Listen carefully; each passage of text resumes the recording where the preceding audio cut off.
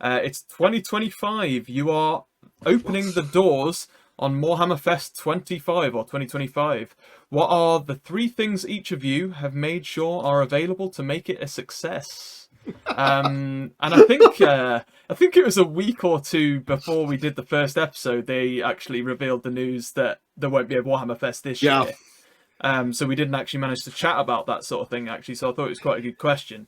It was 2 weeks before, because I'd just finished doing a video saying, here's what I think there's going to be a Warhammer Fest this year, and here's what will make it great. And then they went, there will be no Warhammer Fest this year. Like, thanks, guys.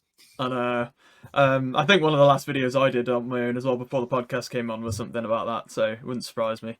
But yeah, obviously we only have the 2 of us, Ben, on here, so I know you said 3 each, but I mean, we can kind of just list off sort of what we think would be great to throw in there.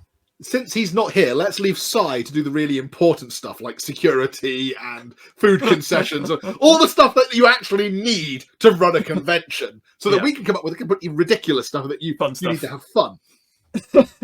Yeah, that's it. I mean, I don't know if you want to rattle off one and one, but I mean, I've got a list that I can choose from. Yeah, so, go for it, man. I mean, one of the first things, because did it used to be Game Days before it was Warhammer Games Fest? Day! Oh, don't make me feel old. Yes, it was Games Day for about 20 years, until they suddenly decided to start calling it Warhammer Fest, because Games Day apparently, I don't know, didn't sound cool enough. No, I mean... Where's my I mean, I'm too young to have been to Games Days, more or less than really. But I mean, I was of an age, but not to go to events at the time. I'm sure he did. But I may have worked a Games Day that you went to. Yeah, but could have been, yeah. But most people I tend to hear talk about Games Day, they say Games Day was far better. It was the kind of thing, it had more there going on, that people wanted to return to.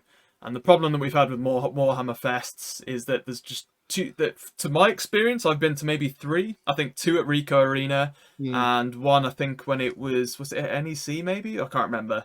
But they... Especially compared to even things like UK Games Expo, they hire a massive arena or hall and fill one corner of it, and it's kind of depressing. And I'm every time I go, I'm there like you could fill it out with so much stuff that wouldn't even necessarily be that hard to do. First of which I thought like have limited models and early releases exclusive to Warhammer Fest. Which they used to do at Games Day. You used to be able to buy stuff about 6 weeks before it was released in stores at Games Day. So clearly what we need to do when we organise more Hammerfest is we need to get like a stack of Games Workshop products. We'll get them off the back of a lorry or something, or we'll stage a nighttime burglarization of Lenton and release a whole bunch of Games Workshop stuff 6 weeks in advance.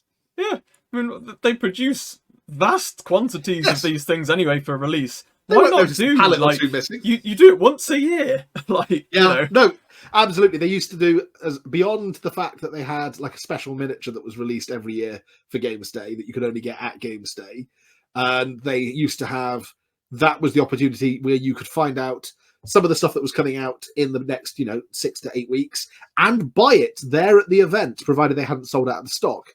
I got one of my all-time favourite Chaos Codices, Chaos Codex 3.5, which I'm not going to grab from behind me, but that was the one with the massively customizable Chaos characters in. I got that and the all-metal and Demon Prince that was due out later that year at that event. That's so cool. Forge World used to have loads of, stuff that you could only buy at Games Day. Like, they produced it every year, but it was only available for sale at Games Day. So they did things like, statues and busts and stuff that they were only available at Games Day, but they were available every year at Games Day. Yeah, and like you could do with books, you could do with Black Library books, a new book coming out, get the author there, doing book signings, first day release at the festival only. Yeah. Well, I was going to say, so if this is more Hammerfest rather than Warhammer Fest, this is us, you, me, and Sai organising this. That's true. First one on my list was guests, because we've had some excellent guests on this podcast, and it would be cool if we could have all of the guests there at Morehammer Fest 25 to, be part of panels, signing autographs, just generally hanging out, playing games, maybe like challenge, and then, whoever, like Tabletop Tom can be there, taking on people with, like, Games of Heresy, and, Pointy Pates can be there, challenging people with, like, Age of Sigmar and stuff. That would be really cool. definitely. And yeah, that is one of the things I kind of had listed down, like get on guests, like other YouTube guests and things to have battle reports live, all that sort of stuff. We'll one up Warhammer Fest. That's what we'll do. Well, that's one of the weird things. They did invite, so Morehammer Fest last year, they did invite a whole bunch of the content creators and stuff. Because I mean, Arbiter Ian did a whole video behind the scenes and stuff at Morehammer Fest.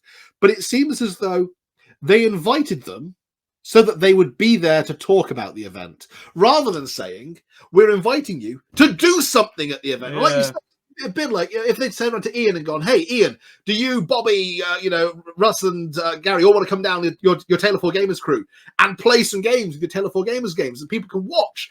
That would be really cool. If they turned around to someone like, Peachy or something and said, hey, do you want to come down? I know you've been out of the core for a while, but come on down and do some like painting tutorials or something.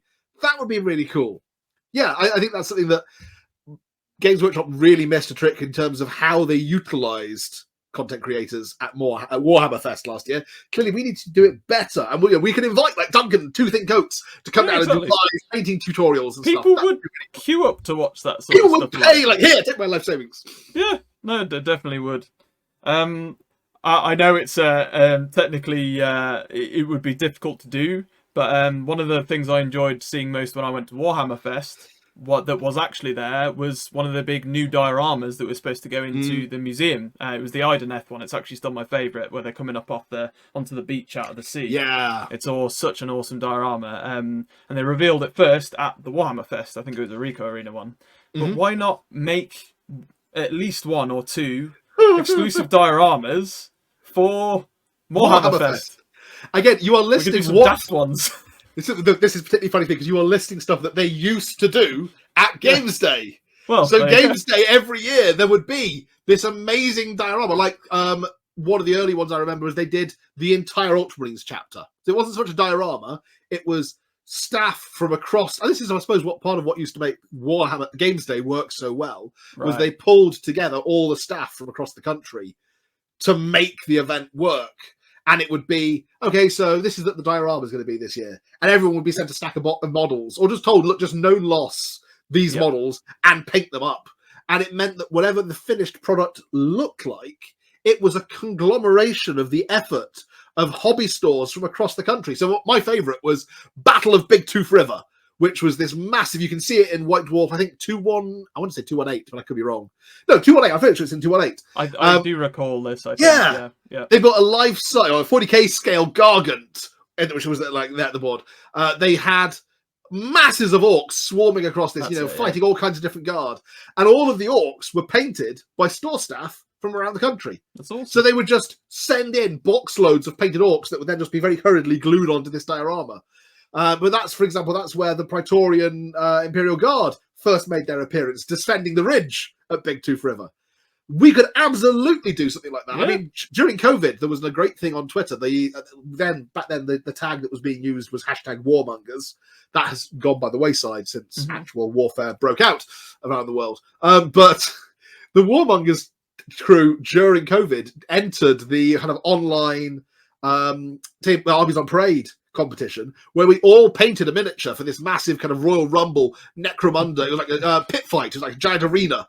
And the guy who was organising it built this huge kind of board, which was this mass arena with tiered seating going up. And then we all sent him our miniatures and he mounted them on the board, took loads of pictures and sent it into the Warhammer community team. We got an honourable mention. We could absolutely do something like that for Morehammer Fest. We could, get all of our many fans to send in models that we could mount on a diorama to be a community diorama. That would be cool. It's funny as you mentioned that about the GW stores, because I was in Manchester last week or the week before, and I happened to go. We saw the store. I popped into the store, and it's unusual you see this anymore because they don't really have the time or let them do it. But in the front of the Manchester store, just outside the Arndale Centre, they have a massive diorama in the window of a hive fleet attacking. I want to say it's Marine Blood Angels base. Blood Angels, isn't it? It is Blood Angels, and it is stunning. And they basically said we still add to it weekly, like one bit at a time. And I think all GW stores should still be doing that. And so like the Reading store did do that. I think when Soul Wars came out, Yeah, They built a massive diorama in the window, and it was like whenever they had a spare moment, they would paint up like a new Nighthaunt or new Stormcast or whatever, and just build this diorama so that it grew over the weeks. But you are talking about my old boss, actually, Paul, Make It Bigger Evans, who has never met a board he didn't want to supersize. I started my very first Games Workshop that I worked in was the Manchester store, and actually Paul wasn't the boss then; he became the boss about 6 months after I joined. But they have done some amazing stuff at the Manchester store. Just a quick shout out. They built one of the first stores I know that built a life-size Warlord Titan way before Forge World did it, because we played some games with it. It was made of huge chunks of like wood and plastic pipe and stuff, and it took two of us to lift it by the legs, like an arm around each leg, and lift it to move it down the board. And then there was Paul stood on a chair with like a Princeps cat on it, kind of pointing, going, "Fire the volcano cannon!" That was great fun. He built the Tower of Orthanc for one Games Day. Again, to scale. So that he had to make it fit in the store, he had to take out some of the ceiling tiles, and the top of the tower went through the ceiling and into the suspended ceiling. And then when we came time to take it down in the lift, the cargo lift to the truck to transport it to Games Day, he realised it was too big to fit in the lift and was there with a hacksaw sawing the top off so that it could then be transported, and then it was like very rapidly glued back together at the NEC Arena in Birmingham. The best and greatest one I would mention that he ever did was when Battlefleet Gothic released yonks ago. This is when the Arndale store was, I mean, it's gone through two moves since then. This is back when it was way down in the depths of the Arndale. It was massive. It's like the biggest per footprint store outside of Warhammer World. He built, it wasn't to scale, let's stress it was not to scale, but it was about 20 foot long. He built a 20-foot long Chaos Cruiser and suspended it on chains from the ceiling. That's amazing. And it was massive. It took over one whole corner of the store. It was insane.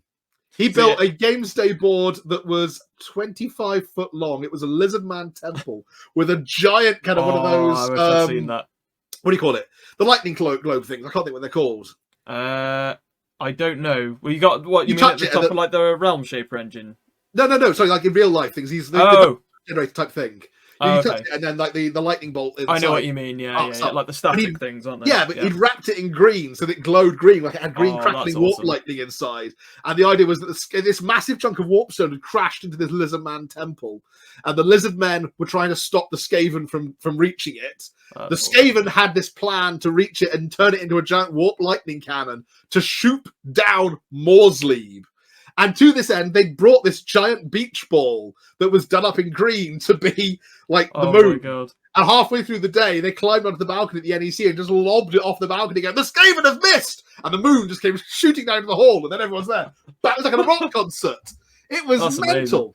My takeaway... Literally... Sorry, go on. Finish my final takeaway from that event was the one where I painted the Gotrek and Felix model, because it was Gracie Thankful that was trying to take over the Warpstone. So I painted up Gotrek and Felix for the store. And then, because we didn't have them in store at the time, because they were like mail order only, I used my own Gotrek and Felix to paint them for it. And Bill King stole them at the end of the day. That's amazing. See, everything you just said there in about the last 5 minutes, that's what we want Warhammer Fest to be. Literally.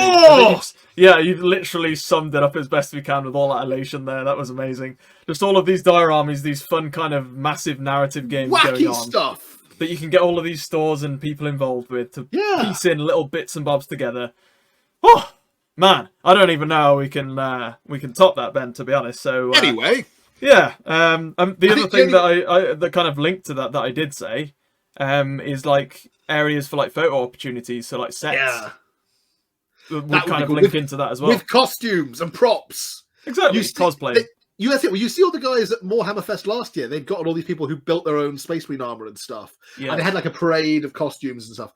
But imagine if they had a suit of Space Marine armor that you could put on and pose for photos in. How cool would that be? Get your picture taken as a Space Marine. You know, this really rugged cosplay costume that they could get made for them. And then people can be there just bolting on going, I'm a Marine now. Exactly. There we go. We've nailed it. Everybody, Morehammer Fest 25. Warhammer 25. Si, you are responsible for picking the venue, the security, and funding for it. We're just going to drop him an email, guys, after this podcast is recorded. Just like, here's everything that needs to be done. He'll be like, what on earth? Frankly, we've done the hard work. You know, we're giving him the easy job. Exactly. We've listed everything off for you, Si. Come on. But anyway. Make it so. Yeah, the holiday's finished. It's Morehammer prep time. Stop Prep slacking. You have only 12 months to make Morehammer Fest 25 happen. But anyway, guys, let us know if you were to run your own Warhammer Fest, whatever it might be. What would you kind of add in to, make it happen, to make it awesome? Because let's be honest, Games Workshop, you need to level up. And I hope you're listening to this. You're more than welcome to take the advice. Yeah, got to make it epic to get people there. Thanks for watching this clip. Please do like, comment and subscribe to Morehammer here, and check out the full weekly Warhammer podcast that this clip came from right here. And as always, happy wargaming.